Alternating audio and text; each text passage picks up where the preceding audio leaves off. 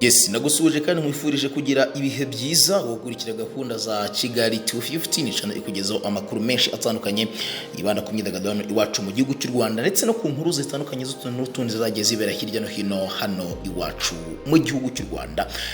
Munyangabe Murungi Sabe wa Isimbi TV benshi cyane muramuzi mukurikira cyangwa se mukoresha YouTube ndetse na Irene Murindahabi wa Isibo TV unakora kuri Philipita 50 kuri YouTube. Niba biri bonyene babashije guhabwa akayabo k'amafaranga akabakaba miliyoni y'amanyarwanda by'umwariko bitewe n'iko byanshyirwa bagiye bagaragaza byibanda ku ubumuntu. Ni igikorwa nakubwira ngo aho cyari cyateguwe n'itsinda rya Nyampinga Foundation by'umwihariko ku tariki ya 17 Ukuboza 2020 nibwo ba Nyampinga by'umwihariko bari mu itsinda rya Nyampinga Foundation. Ni itsinda mvuga ngo ribarizwamo ba Nyampinga batandatu batandukanye ba hano mu gihugu cy'u Rwanda ndetse n'umugabo umwe. Abo ngabo ni Miss Nishimwe Naomi byungu yabaye Miss Rwanda 2020 wanateje impaka n'impagarara by'umwihariko muri Rwanda Inspiration Backup by'umwihariko yanga yuko bareberera inyungu ze. Harimo Miss Mutesi Jolly uyu nguyu yabaye Nyampinga w'u Rwanda 2016 n'umwe mu bakobwa navuga ngo bamaze igihe kinini mu bagize akanama nkemurampaka mu ishamwa rya Miss Rwanda. Ni n'umwe mu bakobwa navuga ngo batinywa n'abakobwa bagiye batandukanye bitera ikamba rya Miss Rwanda by'umwihariko bitewe n'ukuntu aba challenginga mu buryo bukomeye. Harimo Kundwa Dorian uyu nguyu yabaye Miss Rwanda 2015. Harimo Bwana Lali Muganwa uyu nguyu niwe w'igitsina gabo uri muri iyi foundation y'aba Nyampinga. Akaba arimo Akiwacu Colombe uyu nguyu yabaye Miss Rwanda 2014 na Ohohe Kayibanda wabaye Miss Rwanda 2012. Ntibagiwe na Grace Bahati wabaye Miss Rwanda w'umwaka w'ibihumbi 2009 muri rusange. Aba bose bihurije hamwe barangije bashyiraho igikorwa by'umwariko cy'ubumuntu cyari gifite igihembo cy'amadolari asaga 1000 ku muntu uzahiga abandi mu gukora igikorwa cy'urukundo by'umwariko azakorera abandi bantu batishoboye cyangwa se bakeneye ubufasha muri rusange. Byagomba gukorwa gute rero? Buri wese washaka kwitabira iki gikorwa yasabwa gukoresha imbuga nkoranyambaga by'umwihariko agakorera abandi bantu kwa cy'urukundo hanyuma akabisakaza yifashishije imbuga nkoranyambaga nka Facebook, Twitter, Instagram ndetse agakoresha hashtag cyangwa se akabanza agataginga Nyampinga Foundation yarangiza agakoresha hashtag ya kindness cyangwa se Nyampinga Foundation. Kuri uyu wa kabiri rero ku itariki ya 29 uyu munsi ndi kukubwiriraho cyangwa se uri kunyumvira ko nibwo Nyampinga Foundation yatangaje abantu babiri batsinze muri iki gikorwa kiswe challenge ubumuntu. Abatsinze ni Murungi Sabe wa Isimbi TV ni channel ya YouTube n'undi kora kuri internet ndetse na Irene Murindahabi uyu ni umunyamakuru wa Isibo TV. Bano babiri n'abantu bakoze ibikorwa navuga ngo by'urukundo kandi by'indashyikirwa cyane cyane ko byagiye binasobanurwa n'umwe muhagarariye iri tsinda rya Nyampinga Foundation mu gihugu cy'u Rwanda ariwe Miss Jolly Mutesi wabwiye ikinyamakuru Inyarwanda ko ubu bukangurambaga bwari bugamije kugaburira abantu cyangwa se gukangura abantu kugira ubumuntu mu buzima bwabo bwa buri munsi. Ari nayo mpamvu bahisemo abantu babiri basanzwe bakora ibikorwa by'indashyikirwa mu bihe bigiye bitandukanye kandi batagamijemo inyungu muri rusange. Uyu mukobwa Jolly Mutesi yavuze ko Sabe Murungi yakoze ibiganiro bitandukanye by'umwihariko yisunze umurongo we akoresha wa Isimbi TV akabasha gukorera ubuvugizi abantu benshi batandukanye kandi bugira akamaro mu buryo bugaragarira amaso.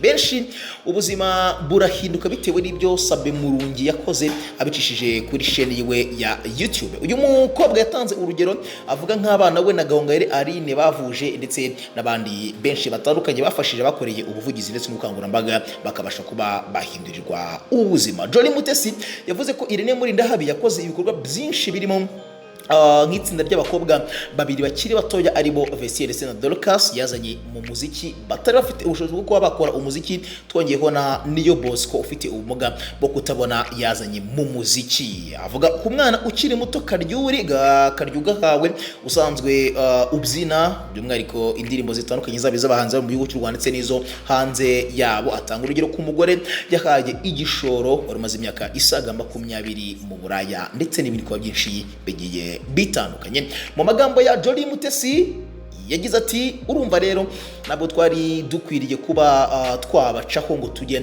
ku bandi ati bapiganwaga ayo mafaranga kandi hari abandi basanzwe babikora. Ati ubukangurambaga bwari bugamije kubwira abantu kugira ubumuntu ndetse n'ubuntu muri rusange. Jolly yavuze ko bahisemo guhemba Irene ndetse na Sabe kuko bari mu gisata kimwe kandi bakaba bifashisha imbuga zabo mu gukorera abantu benshi ubukangurambaga cyangwa se kugaragaza ubumuntu bafite muri rusange. Bose bakoresha YouTube ndetse na Instagram bafite kugira ngo bagaragaze ubumuntu ndetse banagaragaze navuga ngo n'umutima mwiza baba bafite muri rusange. Sabe Murungi yakoze byinshi bitandukanye birimo ubukangurambaga, yagiye afasha abantu bagiye batandukanye. Murabizi cyane kuri case ya Mama Nabila, uyu nguyu ni umwe mu bafashije cyane Mama Nabila na Gahongayire Aline nubwo bitaje kuza kurangira neza. Murabizi kuri case zigiye zitandukanye by'umwihariko zo gufasha abana. Ariko uyu mugabo tukiri kuri uyu mugabo cyangwa se tugendeye mu minsi ishize, ibyo bikorwa byose bijyanye no gufasha abantu yabihagaritse hagana mu mwaka wa 2019. Nyuma yaho yaramaje kubona ko bishobora kuza bitangiye kugaragaza kwangiza isura ye. Abenshi bavuga yuko ibivuye muri uko gufasha uyu mugabo Murungi Sabe abikoresha mu nyungu ze bwite. Nyuma yaho Gahongayire Aline ndetse nawe bari bagaragajwe nk'abagaragaje amanyanga muri kesi ya Dudu ndetse na Fiye ndetse na Mama Nabila muri rusange, bafasha wa mugabo witwa Batista wari ufite umwana umaze igihe kirekire arwaye adafite ubushobozi bwo kuba yamuvuza.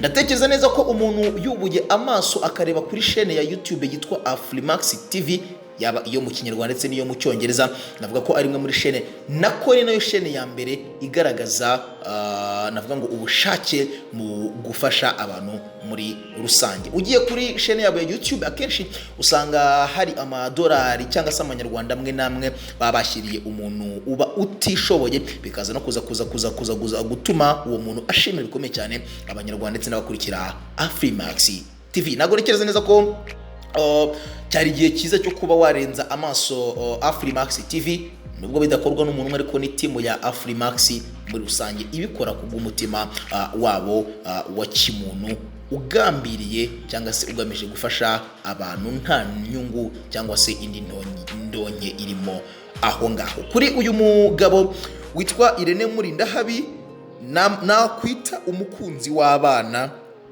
nakwita umugabo navuga ngo wahiriwe n'abana cyane, dore ko umwana umusanze aba ari nk'ubuki bwivanze n'amata cyangwa se bimwe avuga ngo agahuka bagahuye n'umunyotsi, ntago yamuva mu maso atamufashije mu buryo bugaragarira amaso. Ibyo byo rwose ntibishoboka habe na gatoya.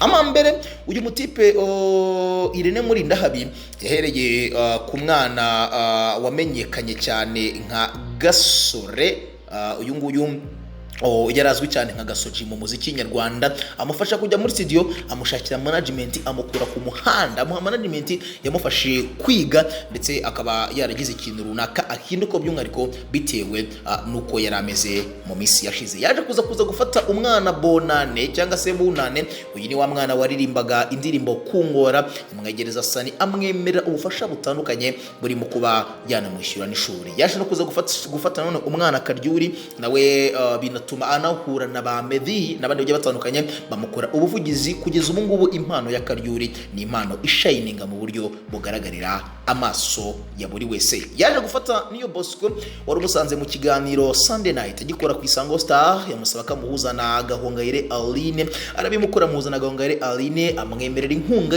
yo kumufasha ndetse anamubera manager muri rusange. Uwo nyikubwira ni Irene Murindahabi.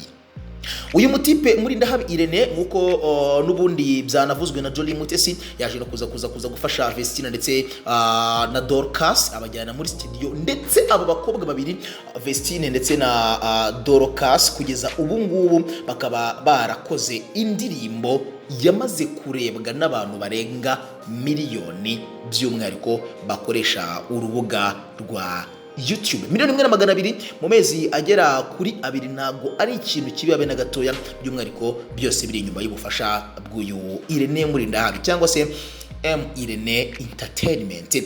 Nawe ati nanjye mfite entertainment. N'umutipe navuga ngo kubisobanura biragoye cyane, gusobanura ubufasha bwa Irene Murindahabi cyangwa se gusobanura uruhare yagize mu guhindura ubuzima bw'abantu benshi biragoye kandi cyane. Aba bombi bahawe ibihembo cyangwa se hasohotse itangazo ry'uko bano bahembwe nk'abagize uruhare mu kugaragaza ibikorwa by'ubumuntu cyangwa se ibintu bya kimuntu muri rusange, ariko ku itariki ya 2 ukwezi kwa mbere umwaka wa 2021 nibwo bazahabwa ibihembo byabo, ndetse ari nabwo iri tsinda rya Nyampinga Foundation rigomba kuzamurikwa ku mugaragaro muri rusange. Ngaye nguko rero iyi ni Kigali 250, yitwa Janvier Romeo. Amakuru menshi atandukanye nakagaruka. Congratulations kuri Sabe Mulungi, congratulations kuri Irene Murindahabi.